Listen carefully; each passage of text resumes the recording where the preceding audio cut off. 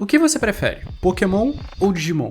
Não importa de qual das duas franquias você seja mais fã, eu tenho certeza que você já ouviu essa pergunta em algum momento da sua vida. E de fato ela parece fazer muito sentido, mas só porque isso foi entuchado na sua cabeça. A verdade é que fazer essa pergunta provavelmente faz tanto sentido quanto eu te perguntar: você prefere Pokémon ou Yu-Gi-Oh? Ambos os desenhos são feitos para crianças e estão posicionados como desenhos Mon, desenhos de colecionáveis. Mas em nenhum momento na sua cabeça você falou que, nossa, Yu-Gi-Oh! É uma cópia de Pokémon. Mas de Digimon, você provavelmente já teve essa experiência. Mas a verdade é que em nenhum momento Digimon tentou ser Pokémon.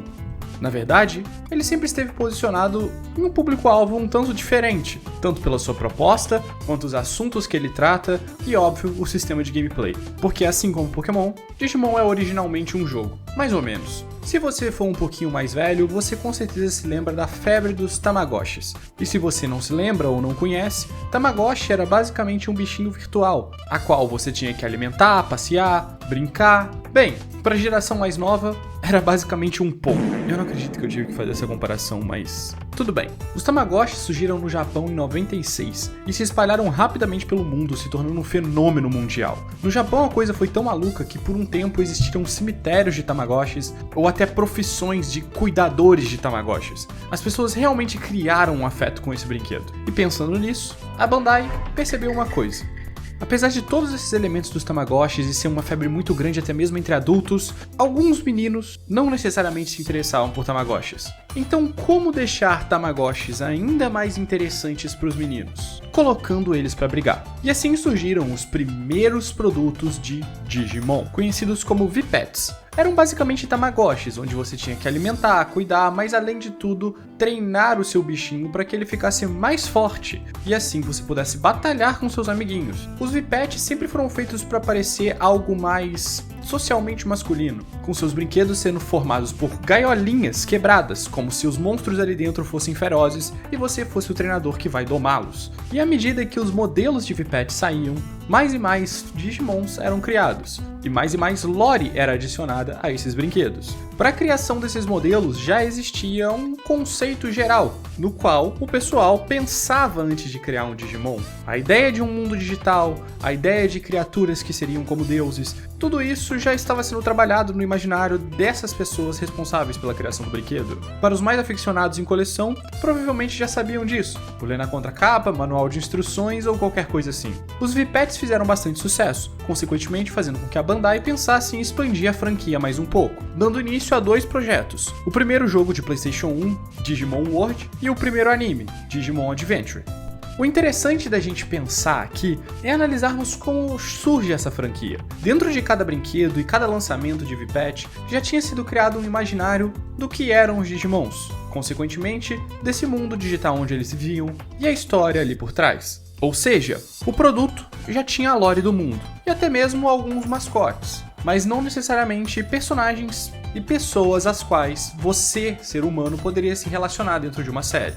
É por isso que em Digimon World do PlayStation 1, o personagem principal é meio que você. Você mergulha nesse mundo e lore que já tinham sido criados antes e se depara com diversos Digimons e a gameplay de ter que cuidar deles. Para aqueles que já estavam acostumados com o brinquedo, provavelmente já sabiam como o Digimon iria evoluir mexendo ali mais ou menos nas coisas. Mas para aqueles que não estavam acostumados, jogos nessa época eram feitos para ser jogados com manuais de instrução. É por isso que Digimon World é tão complicado, porque você precisa de um guia para entender o que você está fazendo. E a maioria de vocês provavelmente nunca jogou Digimon World. Muito diferente de Pokémon, que tinha como princípio um RPG de turnos, onde você pode capturar todos os inimigos que você enfrentou, Digimon era sobre treinar uma criatura viva, que pode ou não te obedecer, e suas decisões vão influenciar o quanto ela gosta de você ou não gosta de você, e a sua evolução vai mudar de acordo com isso também. Jogos essencialmente diferentes. A série de Digimon Adventure usa esses conceitos para contar uma história sobre crianças em crescimento. Sim, as crianças estão lá para salvar o Digimundo, mas a história e a franquia nunca foi sobre essas crianças. Apenas essa série era sobre essas crianças. É por isso que não levou muito tempo para a franquia simplesmente trocar de protagonistas. Quando a história de Adventure pareceu finalizada, eles simplesmente trocaram de foco. Mesmo que sim, houvessem ideias para uma terceira temporada, provavelmente a Bandai não queria que as crianças ficassem tão vinculadas assim aos personagens de Adventure, o que honestamente não deu certo. Eles queriam vender produtos cada vez mais diferentes, como no caso de Digimon Tamers, cartinhas de Digimon. Tanto que mesmo antes da estreia de Tamers já existia um jogo de Digimon de PlayStation 1 de card game. Talvez você já tenha jogado ele em algum momento. A franquia em si não era sobre as crianças, e a Bandai tentava fazer uma relação entre as crianças consumidoras e as crianças daquele momento que estavam na série, mas eles sempre quiseram contar sobre esse mundo e lore do mundo de Digimon, que é realmente algo bem impressionante.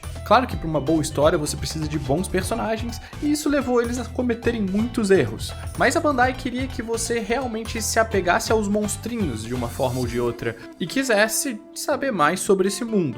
E honestamente, eu acho que isso eles conseguiram fazer. Diferentemente de Pokémon, por exemplo, que eu vejo uma intolerância muito grande toda vez que é acrescentado um novo Pokémon, a fandom de Digimon não tem esse problema. Qualquer Digimon novo que aparece é um Digimon novo. E se as pessoas não gostam dele, fala, pô, não gostei desse. E tanto faz. Enquanto em Pokémon, quando tem um Pokémon feio, parece que a galera tomou uma facada direta no coração. O que realmente criou essa rivalidade entre Pokémon e Digimon não foram as empresas que conceberam seus produtos, foi o marketing ocidental. No ocidente, Digimon foi trazido como um anti-Pokémon, já que os canais que Pokémon passava sempre faziam muito sucesso, certas emissoras queriam algo para rivalizar com isso. E aí Digimon acaba entrando dessa forma. As crianças não tiveram o primeiro contato com os produtos, elas tiveram com o desenho. E diferente de Pokémon, a qual o Ash passava por cada região de cada jogo, Digimon os personagens eram essencialmente diferentes. A abordagem era completamente diferente, o que fazia o marketing e as séries parecerem desalinhadas. Além disso, as pessoas que gostavam da franquia de Pokémon e experimentavam a franquia de Digimon pensando ser algo muito parecido, se deparavam com um jogo completamente diferente, difícil, cheio de elementos complexos e a quais os seus conhecimentos sobre Pokémon não serviam de nada. Ou seja, essa comparação de Digimon com Pokémon só acabou causando muita frustração. E aí a gente vem pro Brasil, onde essa experiência foi muito parecida. Pokémon estava sendo um sucesso absurdo na televisão, então a Rede Globo pensou em trazer alguma coisa para rivalizar. Olha, vamos pegar esse desenho que também tem Mon no final, Digimon. Só que aqui no Brasil nós tínhamos um problema ainda maior. A gente não só conheceu primeiro o desenho, como a gente também não conheceu os produtos. Tirando a galera bem privilegiada, ninguém realmente aqui no Brasil tinha contato com os produtos de Digimon. Os brinquedos eram quase inacessíveis, e os Tamagotchis de camelô que a gente via não chegavam nem perto dos verdadeiros VPETs. Até porque eles reproduziam os Tamagotchis originais, que tinham sido febre antes. O máximo que acontecia era que uma criança descobriu o jogo de PlayStation 1. Mais pra frente, os jogos de PlayStation 2 de Digimons, que eram essencialmente uns diferentes dos outros.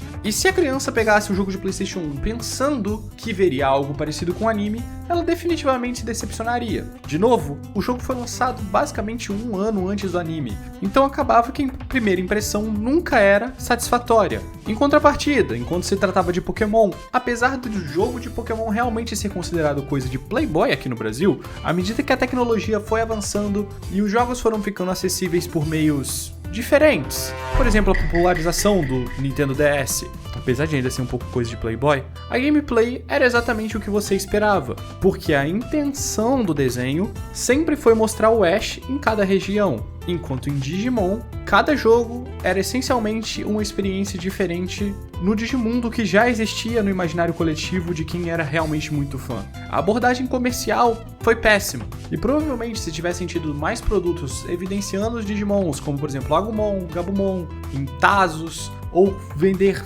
revistinhas contando historinhas sobre o Digimundo, e eles realmente tivessem alinhado trazer essa franquia pro Brasil ao invés de só trazer o desenho pro Brasil, as coisas poderiam ter sido um pouco diferentes. Mas não foi esse o caso. Acontece que para a fórmula a qual funcionavam passar os desenhos na televisão, Pokémon fazia mais sentido no comércio brasileiro. A gente primeiro sempre tinha contato com o desenho. Então a gente vai jogar o jogo do desenho, e não o contrário. não o desenho do jogo, principalmente porque tudo passava em TV aberta. E para colocar a cereja no bolo, aqui no Brasil ninguém sabia exatamente o que significava Pokémon e Digimon. Hoje em dia já é bem manjado que Pokémon é Pocket Monster, ou seja, monstros de bolso, e Digimon, Digital Monster, ou seja, monstros digitais. Dois nomes extremamente genéricos que falam de desenhos de monstrinhos, que tinham aos milhares nessa época. Um outro exemplo que também passou na Globo é Monster Rancher, que nunca foi exatamente associado com esses dois como uma grande rivalidade. Era só mais um desenho que passava,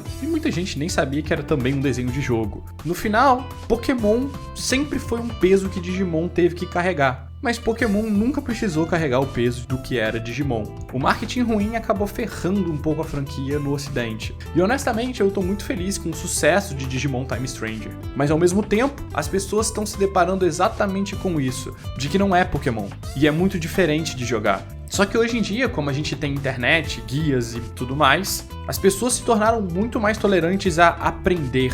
Digimon Story Time Stranger acaba sendo uma boa forma para isso. Ainda mais que a demo com as primeiras 10 horas de gameplay tá de graça na Steam. Pois é, meio absurdo. Foi uma boa abordagem, Bandai, parabéns. Além disso, tá saindo um novo anime de Digimon, que como eu já falei, é independente de todos os outros, então você também pode ir lá e assistir. Talvez essa seja a revitalização que a franquia precisava. E talvez agora as pessoas entendam que Digimon nunca tentou ser Pokémon.